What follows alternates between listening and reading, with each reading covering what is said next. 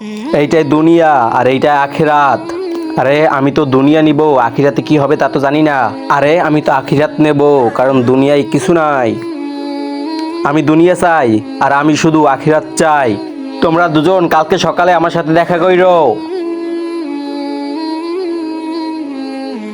আরে আজান দিছে, আমি নামাজ পড়ে আই। আরে এ লোক তো নামাজ পড়তে গেছে, ততক্ষণ আমি আরাম করে নেই। হা হা হা। আরে এই ছেলেটা তো নামাজ পড়ে অনেক কাজ করতেছে, আর অন্যদিকে ও শুধু বসে আছে, নামাজও পড়ে নাই। দেখাচ্ছি মজা। এই নাও টাকা।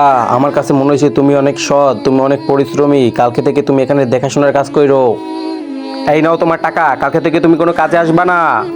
তোমরা কালকে সারাদিন কি করছো? ইমাম সাহেব, কালকে আমি সারাদিন পরিশ্রম করছি এবং আল্লাহর ইবাদত করেছি। আর তুমি কি করছো?